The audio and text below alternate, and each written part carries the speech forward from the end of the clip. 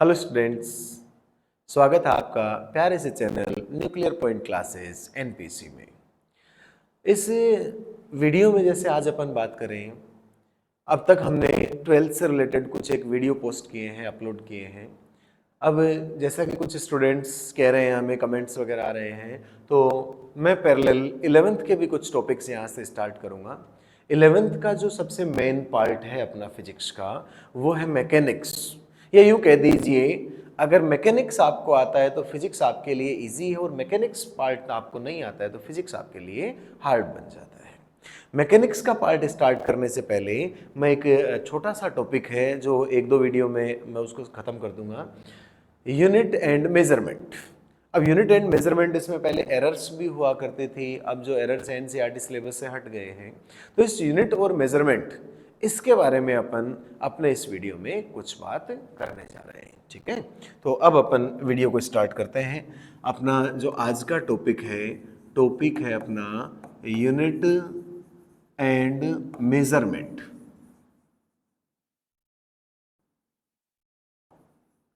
इस unit and measurement, इस topic के बारे में आज अपन स्टार्ट करने जा रहे हैं। ठीक है, सबसे पहले अपन मेजरमेंट से अपनी बात को स्टार्ट करते हैं। मेजरमेंट कहते किसे हैं?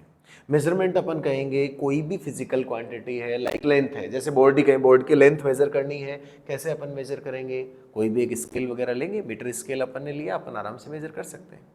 ठीक है, वेट मेजर करना है तो वेट के लिए जो भी अपने पास सिस्टम है, उस सिस्टम में ले जाके अपन देखेंगे, वेट को अपन मेजर कर सकते हैं। इनिशियली अपन कहें why measurement is necessary in our life. Measurement जरूरी क्यों है?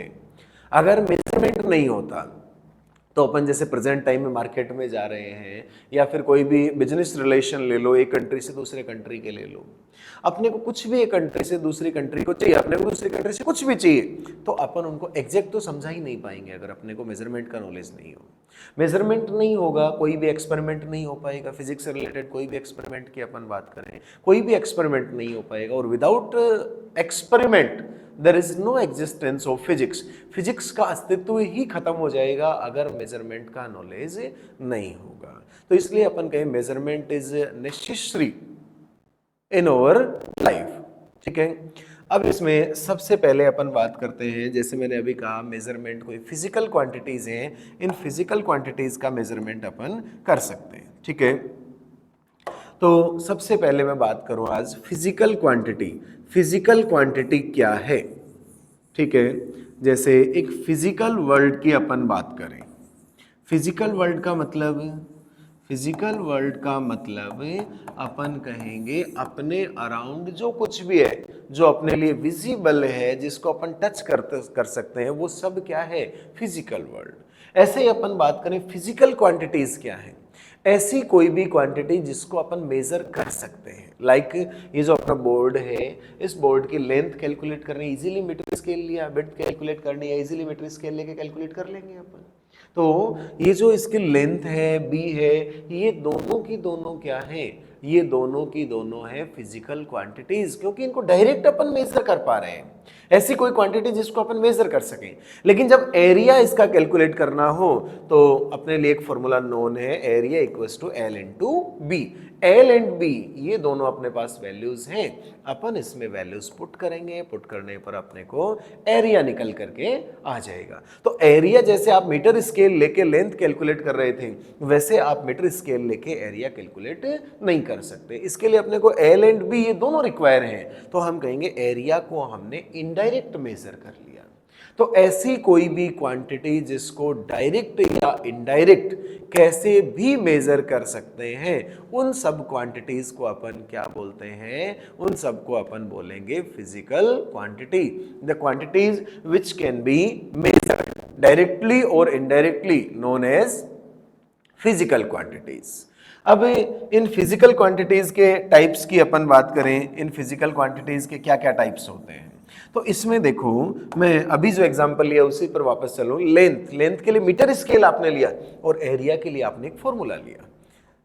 यानी लेंथ है, उसको किसी और फिजिकल क्वांटिटी से कोई लेना देना नहीं है, जबकि एरिया है उसको एल एंड बी इन दोनों से लेना देना है। तो हम कहेंगे कुछ फिजिकल क्वांटिटीज ऐसी हैं जो इंडिपेंडेंट हैं। और कुछ ऐसी हैं जो दूसरों पर डिपेंड करती हैं। जो इंडिपेंडेंट हैं उनको अपन बेसिक या फंडामेंटल अपन कहेंगे, बेसिक और फंडामेंटल। तो इसका एक टाइप तो क्या हो गया, फंडामेंटल, और दूसरा जो इसका टाइप है उसको अपन कहेंगे डेराइव। तो एक अपने पास में होती है फंडामेंटल फिजिकल क्वांटिटीज, एक अपने पास में होती है डेराइव्ड फिजिकल क्वांटिटीज। जो फंडामेंटल फिजिकल क्वांटिटीज हैं उनके लिए अपन कह रहे हैं ये क्या है, इंडिपेंडेंट। इनको दूसरों से कोई लेना देना नहीं। जो डेराइव है ये क्या है, डिपेंडेंट। ये किस पर डिपेंड करती हैं, इन्हीं फंडामेंटल क्वांटिटीज पर डिपेंड करती हैं। तो हम कहेंगे फंडामेंटल क्वांटिटीज तो क्या है, the quantities which are independent और which are not depend on other physical quantities are known as fundamental quantities. Like example अपन यहां से ले सकते हैं, एग्जांपल मास, लेंथ, ये सब क्या है, फंडामेंटल क्वांटिटीज। टाइम है। Derive quantities, the quantities which are depends on fundamental quantities are known as derived quantities. इन डेराइव्ड क्वांटिटीज में जैसे अपन कहें एरिया है, वॉल्यूम है, फोर्स है, ये सब क्या है अपने पास में, डेराइव फिजिकल क्वांटिटीज। तो फिजिकल क्वांटिटीज अपन कहेंगे एक फंडामेंटल, दूसरी डेराइव। अब जैसे ही अपने पास में ऐसा ही सिस्टम निकल करके आया तो फिजिकल क्वांटिटीज का एक और टाइप इन्होंने बताया।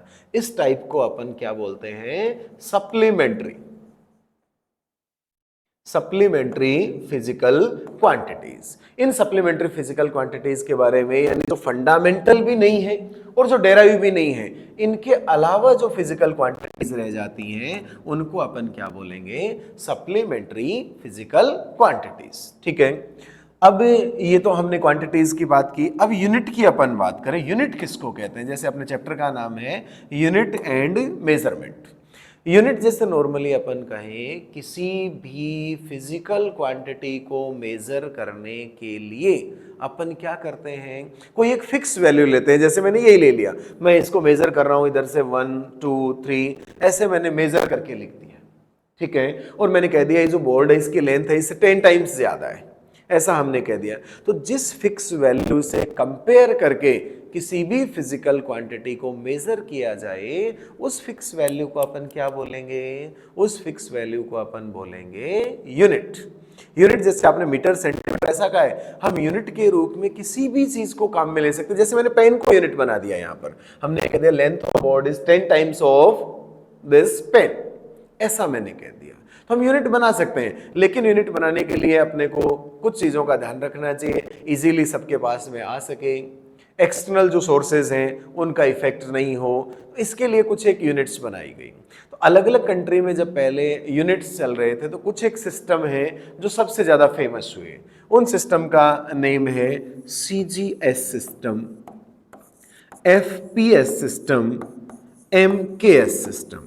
ये 3 सिस्टम है, ये सबसे ज्यादा पहले फेमस हुए हैं। इनमें अपने पास में हम कहें 3 लेटर्स हैं। सब लेटर्स का अलग अलग मीनिंग है। फर्स्ट जो लेटर है वो लेंथ के लिए, सेकंड जो लेटर है वो मास के लिए, और थर्ड जो लेटर है वो टाइम के लिए।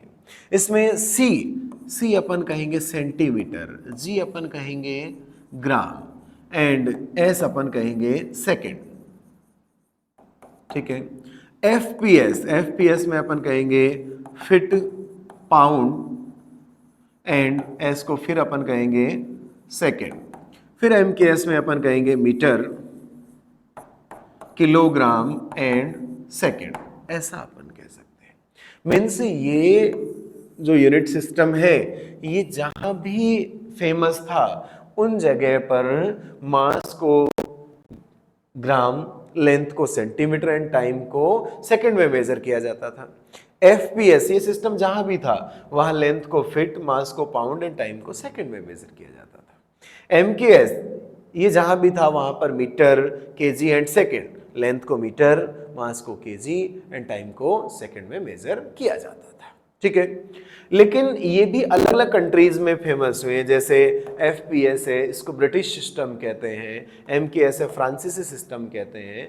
तो जब तक ये फेमस रहे तब तक ऐसा कोई भी सिस्टम नहीं था जो पूरे वर्ल्ड में लोग पहचान सकें। ब्रिटिश जो सेंटीमीटर पहचानने वाले हैं वो फीट नहीं पहचान पाए, जो फीट पहचानने वाले ब्रिटिश लोग हैं वो मीटर नहीं पहचान पाए, केजी वाले पाउंड, ये समस्याएं आने लगी। तो इसका समाधान करने के लिए साइंटिस्ट ने एक सिस्टम बनाया, एक कमेटी बनाई।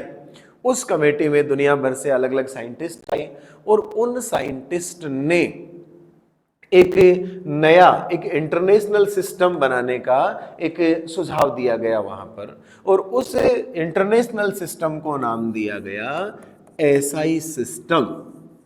एसआई सिस्टम का मतलब है system international the units, means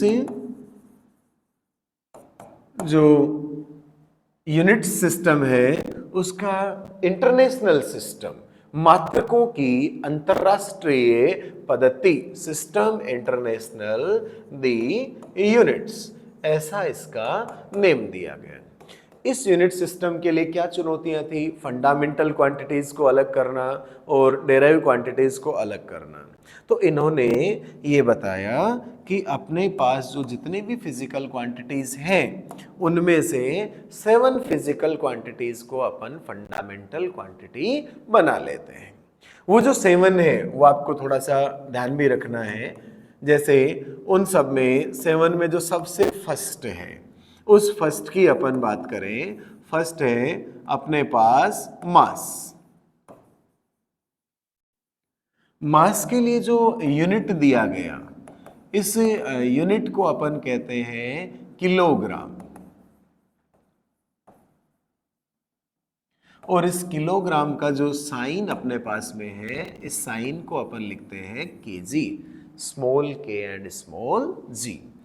इसके बाद में सेकंड जो फिजिकल क्वांटिटी है लेंथ। लेंथ का जो एसआई यूनिट दिया गया वो है मीटर, और मीटर के लिए हम साइन लिखते हैं एम। इसके बाद एक और फिजिकल क्वांटिटी है जिसका नेम है टाइम। टाइम के लिए दिया गया सेकंड, और सेकंड के लिए लिखते हैं स्मॉल एस, ठीक है। इसके बाद एक और अपने पास में है टेम्परेचर। टेम्परेचर के लिए यहां पर जो यूनिट है वो ली गई केल्विन, और केल्विन के लिए अपन लिखते हैं कैपिटल के। फिर इसके बाद में अगली अपने पास में है इलेक्ट्रिक करंट। इलेक्ट्रिक करंट के लिए लिया गया एम्पियर, एम्पियर के लिए कैपिटल ए। फिर अगला है अमाउंट ऑफ सब्सटेंस,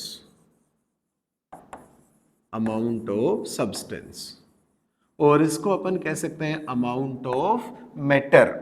इसके लिए लिया गया मोल, जिसका साइन लिखते हैं स्मॉल एम ओ एल। और सबसे लास्ट में ल्यूमिनस इंटेंसिटी।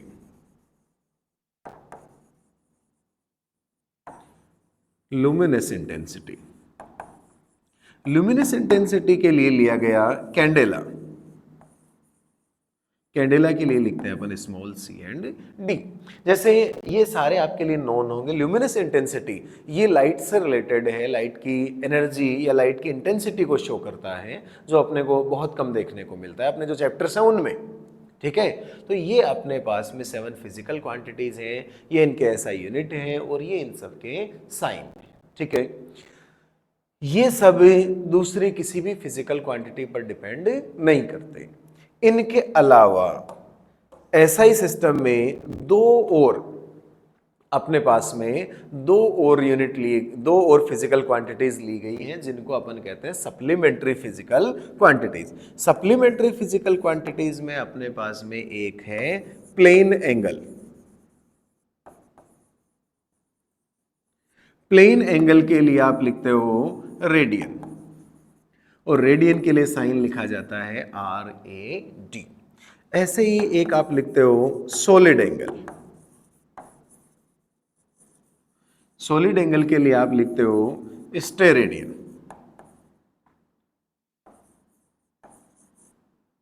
स्टेरेडियन के लिए आप लिखते हो SR। अब इनमें देखिए यूनिट जब भी आप लिखें, मैंने कुछ जगह आपको कहा स्मॉल लेटर्स और कुछ जगह मैंने कहा कैपिटल लेटर्स, ये भी थोड़ा सा आपको दिमाग में रखना है।